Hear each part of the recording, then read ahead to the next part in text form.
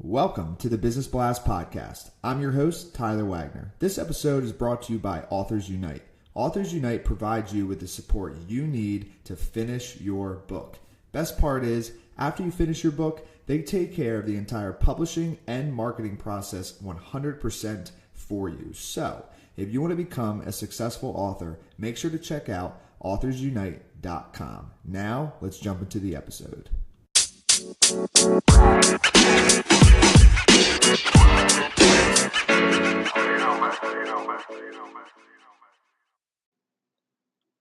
All right, everyone. Welcome back to another episode of the Business Blast Podcast.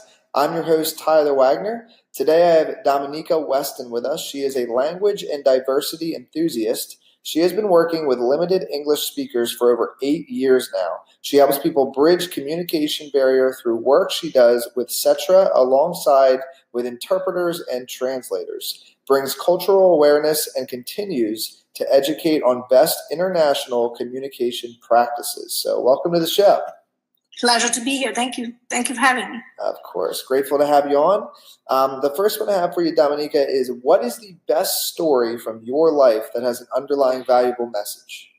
Okay, the best story is my life story, actually. My transition from Europe to United States, packing my stuff, taking my suitcase, and moving across the pond without knowing the culture, without knowing the language, without knowing what is out there. So, courage, and one more time, courage, taking challenges and just going for it. This is the best that has ever happened to me, and I'm so glad that I went through this experience because it shaped me into who I am right now. And what is the most valuable piece of information we should know that's within your expertise or industry?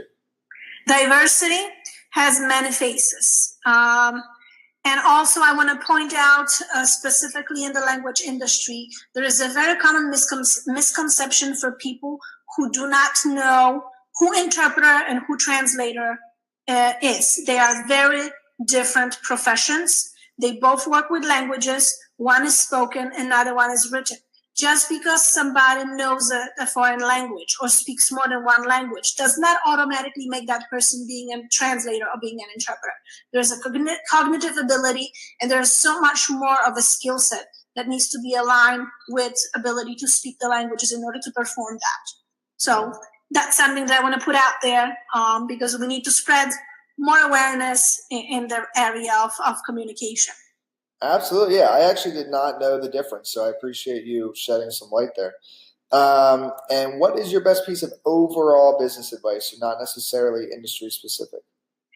I would say always do your research and always do your homework. Come prepared.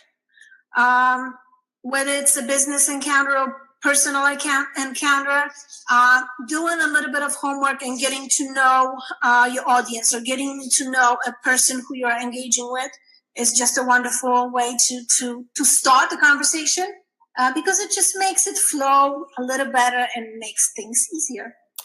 And if you could give your younger self one piece of advice, what would that be? I think there's nothing that I would have done any differently. I would say being more courageous, a little bit more courageous at my young age than I was. And I think that's something that I would want to emphasize a little bit more. And in your opinion, what is the key to happiness? Forgiveness and gratitude. And what is the best book that you've read, and what was the number one thing you learned from that? Okay, my favorite book is Veronica Decides to Die by Paulo Coelho. It's actually a book about a young European girl who is trying to take her life and takes sleeping pills where she wakes up the next morning in a mental facility and is told that she has only several days to live. So that story and actually the gist or the plot of the book hovers around appreciating life and living life to the fullest, living life with no regrets. And what I got from the book and what I always go back, and it's my book that I have gone through more than one time.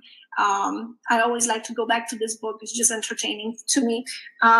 What I see after I put the book away is that however you look at the madness, as long as it's a collective madness, it is called sanity. So, we live in such a crazy world when we look around, but, just looking at how other people interact and what other people do and what are the norms out there. This is the only one way that you can keep your sanity going and keep on moving in this world. So that's basically in a nutshell. And then what is your favorite quote and why? My favorite quote, there's actually a quote from this book and I've written it down somewhere. Let me see.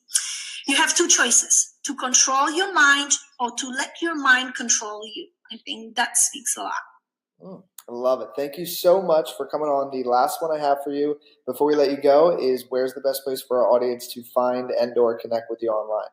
LinkedIn. I live LinkedIn day and night. It's my go-to platform. I love connecting with people. I love to learn from people. There's just so much value in that platform. So this is the best media where you can find me. Awesome. I agree. I love LinkedIn as well. Thank you again for coming on. Thank you for having me. It was a pleasure. The podcast you just heard was made using Anchor. Ever thought about making your own podcast? Anchor makes it really easy for anyone to get started. It's a one-stop shop for recording, hosting, and distributing podcasts. Best of all, it's 100% free. Sign up now at anchor.fm/new. That's anchor.fm/new to get started.